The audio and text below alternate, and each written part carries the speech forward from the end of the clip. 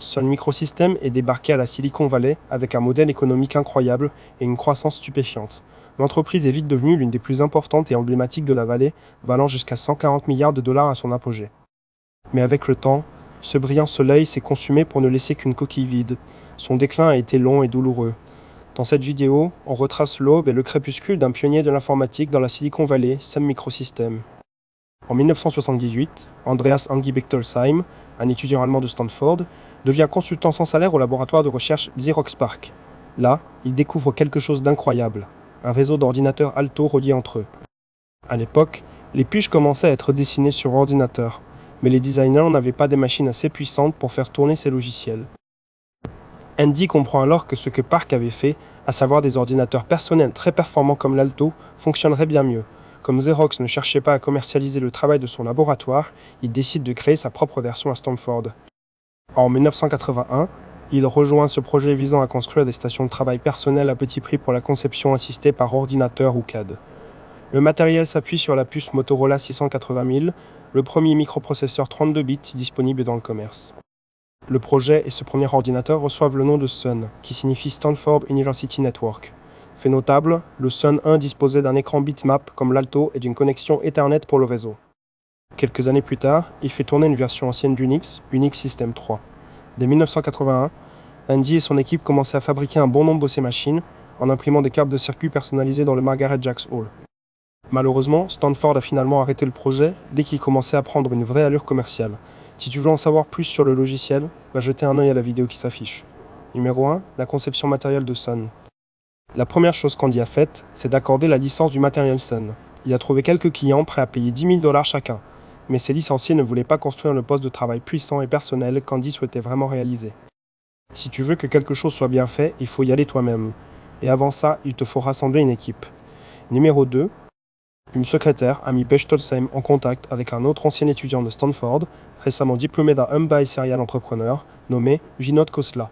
Khosla avait déjà travaillé chez Daisy Systems, un pionnier de l'automatisation de la conception électronique, ou EDA. L'entreprise a finalement fait faillite, en partie à cause du manque de matériel suffisant. Khosla a compris que ses postes de travail pourraient combler ce besoin. Lui et Bechtolsheim ont rédigé un plan d'affaires sur 6 pages, expliquant la stratégie de construire et vendre des stations Sun entre 25 000 et 100 000 $ chacune. Ça représente environ 75 000 à 300 000 $ en 2022. Sun a recruté 2 autres cofondateurs. Khosla avait un très bon ami, Scott McNeely, diplômé de Harvard, avec qui il avait déjà bossé sur une start-up avortée appelée Datadump. 6 mois plus tard, Bill Joy, alors étudiant au doctorat à l'université de Berkeley, a rejoint l'aventure en tant que cofondateur à part entière, travaillant sur la conception du produit logiciel.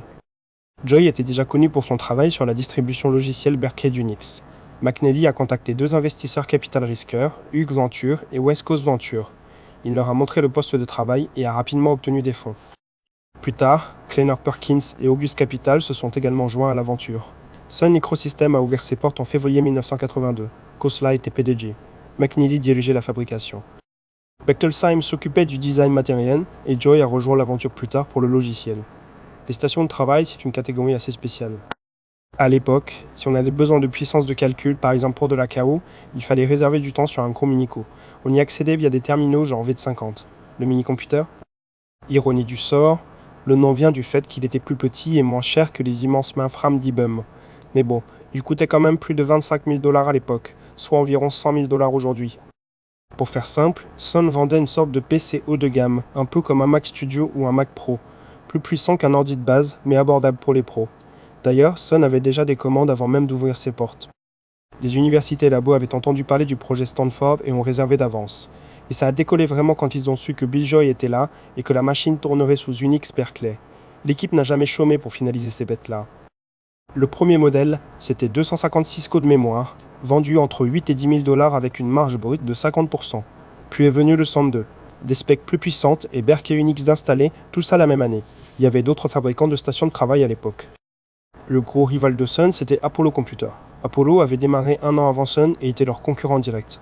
Les boîtes EDA et CAD fabriquaient aussi leur propre matériel, mais l'avantage de Sun, c'est qu'ils ont joué sur des ressources ouvertes et disponibles. Leur première machine était faite avec du matériel standard, des alimentations off-the-shelf, des processeurs Motorola, des disques Fujitsu. Pour le logiciel, un système d'exploitation tout prêt, Berkeley Unix. Ça a donné Sunos, devenu plus tard Solaris. Pour le réseau, Ils ont pris TCP/IP, fraîchement déclaré standard pour les réseaux militaires. Le réseau était crucial car il permettait aux gens de bosser ensemble depuis chez eux. Grâce à ce modèle ouvert, Sun a sorti une tech géniale adoptée par tout le monde. L'idée de vendre des ordi standards et compatibles a pris feu. Une station de travail par personne, tout le monde a adoré. Sun ouvre en février 82, il rentabilise dès mai. 8,80 la première année. L'année suivante, il monte à 39 millions. Puis 115 l'année d'après. Gérer cette croissance, par contre, c'est devenu un vrai casse-tête. Une bande de 27 ans gérait la boîte, ça faisait des secousses. Le conseil d'administration veut quelqu'un d'expérimenté. Il recrute Owen Brown, 42 ans. Mais clash avec Khosla, Brown part vite après. Scott McNeely prend les rênes en intérim. Malgré son jeune âge, il dirige super bien la boîte. Le conseil finit par le garder aux commandes. Khosla quitte Sun l'année suivante, en 1985.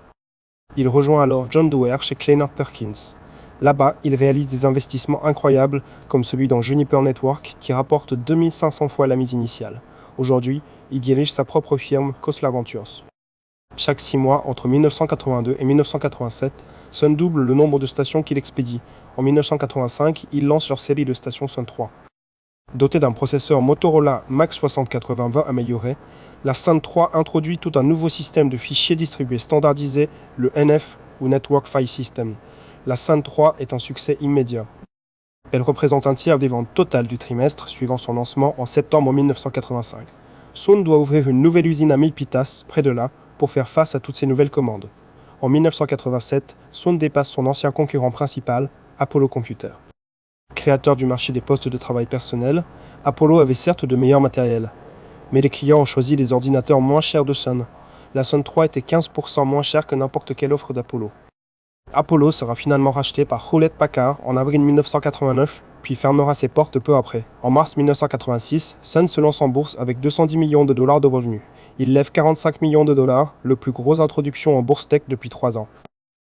Dans leur premier rapport annuel, on peut lire « Notre rejet des systèmes propriétaires pour nous concentrer sur notre modèle de calcul distribué. Nos normes technologiques et notre haute qualité est en soi une innovation. Et dans un sens très réel, c'est cela notre produit propre. » De 1986 à 1988, les revenus de Sun sont multipliés par 5, passant de 210 millions à 1 milliard de dollars. L'entreprise roulait à toute vitesse sur tous les cylindres, mais très vite, elle a fait face à un gros problème. On a vite compris que son partenaire critique, celui qui détenait le plus d'argent, c'était Motorola. C'était eux qui fournissaient les microprocesseurs de Sun. Ils n'avaient qu'une seule équipe de conception et ne pouvaient pas suivre le rythme des demandes de Sun. Un bug mémoire leur a pris 2 ans à corriger. Il leur a fallu autant de temps pour passer de 10 MHz à 12 MHz. Sun a testé un poste de travail compatible Intel, mais ça s'est mal passé. Du coup, Bill Joy a eu l'idée de concevoir son propre microprocesseur en s'inspirant d'une architecture appelée RISC, qu'IBM avait récemment décrite. Le truc avec la RISC, c'est que chaque instruction ne fait qu'une seule fonction. IBM disait que ça pouvait potentiellement quadrupler la vitesse. En 1987, l'équipe dirigée par Anand Agrawal a finalisé le C++ Spark, fabriqué par Fujitsu. Il était vraiment plus rapide que ce que les autres offraient, et il finirait par équiper les prochaines grandes stations de travail de Sun, la série Sun 4 ou Spark Station sortie en 2008. La Sun 4 elle-même est arrivée en 1989. Sun gagnait surtout de l'argent en vendant des systèmes. Ils utilisaient des composants standards et ouverts pour créer des stations de travail puissantes à petits coûts pour des applications techniques spécifiques dans le gouvernement, les grandes entreprises ou Wall Street. Mais qu'est-ce que ça voulait dire ? Ouvert. Fort de leur succès avec NF, Sun et Atan, investisseurs à 20%, ont collaboré sur Unix en 1987. Au fil des ans, la famille Unix était devenue complexe et Sun voulait uniformiser tout ce maquis. Sun rêvait d'un nouvel Unix unifié pour ouvrir les stations de travail au grand public. Mais IBM, Hewlett-Packard et autres détenteurs de licences Unix ont refusé. Peur des manœuvres de Sun et AT avec Unix, ils ont fondé l'Open Software Foundation, ou OSF. McNeely les surnomme la Sam Forever Against Foundation. Leur but ? Recruter fournisseurs et développeurs sous le label d'un Unix vraiment ouvert, sans qu'une seule entreprise ne tienne les rênes. De leur côté, Sun et Attend ont monté Unix International pour rivaliser, attirant des géants comme Toshiba ou Motorola. Ces Unix Wars ont marqué durablement Sun et ses concurrents. Ça a foutu en l'air la stratégie microprocesseur de Sun. Ils voulaient bien concéder leur puce RISC à d'autres, à condition de garder la main sur les brevets. Résultat, interdire toute évolution libre, tuer net les chances de popularisation du RISC. Quelques années plus tard, au Royaume-Uni, une autre boîte allait naître, vendant des puces RISC ARM. Sur le plan logiciel, ces guerres ont gelé l'innovation d'Unix et divisé sa communauté. Aucun camp n'a vraiment sorti un produit commercial viable, bien que la collaboration Sun-AT a fini par donner Solaris. En vérité, tout ça a ouvert la porte à un nouvel adversaire, Microsoft. En 1993, Microsoft lance Windows NT 3.1, un os pensé pour les serveurs et postes de travail. Un empreinte des briques à Unix, IBM, pour créer un système 32 bits unique, orienté business, avec partage de fichiers et réseau multi-utilisateurs. Le bon produit au bon moment. Pendant ce temps-là, Unix était distrait par ses querelles, piétinant dans une zone grise juridique. C'était le bon produit au bon moment. À l'époque, Linux était déjà là. Système open source inspiré d'Unix, il avait un bel avenir devant lui, mais n'était pas encore prêt pour les bureaux. Chez Apple, post-Steve Jobs, le Mac était dans le flou total. Personne ne savait trop quoi faire. Pour beaucoup d'entreprises, Microsoft était la seule option viable. Des concurrents de Sun comme IBM et HP se mettaient vite à Windows NT sur leur propre poste de travail. De son côté, Sun estimait qu'Unix restait bien meilleur que Windows et refusait de l'adopter. Mais très vite, il est devenu évident qu'il fallait passer à Windows NT. D'autant que Windows NT puis Windows 915, combiné aux performances explosives des processeurs Intel, grignotaient le marché originel de Sun sur les stations de travail. Alors tout au long des années 90, Sun a changé de stratégie. Elle est montée en gamme, vendant des systèmes complets basés sur le matériel Spark et le logiciel Solaris. Pendant que Microsoft et Intel envahissaient le haut du marché des stations de travail, Sun s'est déplacée vers les serveurs d'entreprise. En 1996, elle a racheté Cray Business System à un célèbre constructeur de supercalculateurs. Cray avait essayé d'intégrer Spark et Solaris pour toucher le marché commercial, mais sans grand succès. Sun a rattrapé cette division pour seulement 15 millions de dollars, et ça tombait bien. La stack verticale de Sun, qui couvrait tout du réseau au processeur en passant par le système d'exploitation, était parfaite pour les serveurs. Solaris était justement connu pour son multitraitement symétrique. Concrètement, on pouvait ajouter facilement des tas de processeurs Spark au système pour monter en puissance sans latence. Windows et Intel, eux, ne gèrent que 4 à 8 processeurs. Intel peut donc avoir un processeur individuel bien plus rapide que Sun. Mais les serveurs de Sun restent meilleurs sur le plan système car on peut en ajouter jusqu'à 100. Dans les années 90, Internet a explosé. Le marché des serveurs web est devenu plus gros que celui des stations de travail de Sun. Premier point, la bulle Internet. Être dans ce secteur a été un piège pour Sun. eBay, Yahoo, Dell, Bloomberg, Merrill Lynch, même Microsoft ont tous utilisé les serveurs Sun pour leur site web. Les ventes ont bondi de 50 à 60% par an, tout allait bien, puis la bulle a éclaté. Le business a perdu presque la moitié de ses billions de dollars. Des milliers de serveurs Sun ont été revendus aux enchères à des prix dérisoires. Deuxième point, la direction a souffert pendant des années sans profit. En 2000 et 2001, ils ont gagné 1,85 milliard et 927 millions de dollars. Ensuite, perte de 587 millions en 2002, puis 3,4 milliards en 2003. La bonne époque, quoi. Troisième point, les coûts de recherche sont restés énormes. Il fallait soutenir des écosystèmes comme Spark, Solaris et Java. Java à lui seul réclamait 4000 développeurs par an. Quatrième point, le open source est arrivé. Sun parlait d'open source depuis longtemps. Par rapport aux concurrents fermes des années 70, oui, ils étaient ouverts. Mais pas vraiment au sens où on le voit aujourd'hui. Jusqu'en 2005, vous ne pouviez même pas télécharger le code source de Solaris. Il fallait signer un contrat. Et même là, ils ne vous montraient pas tout. On a déjà vu les problèmes qu'ils avaient avec Spark. Le cinquième point, l'agacement face à ces pratiques a donné naissance au mouvement open source populaire, incarné par Linux. Pendant toutes les années 90, Linux n'était qu'un jouet d'amateur. Puis, d'un coup, tout le monde a compris qu'il était assez fiable pour tourner dans des environnements de production critiques en entreprise. Les boîtes ont vu qu'elles pouvaient passer à l'échelle facilement en créant des grappes de serveurs Linux, tous identiques, avec du matériel standard. Le quatrième point, l'adoption massive de Linux a tout broyé sur le marché des serveurs d'entreprise chez Sun.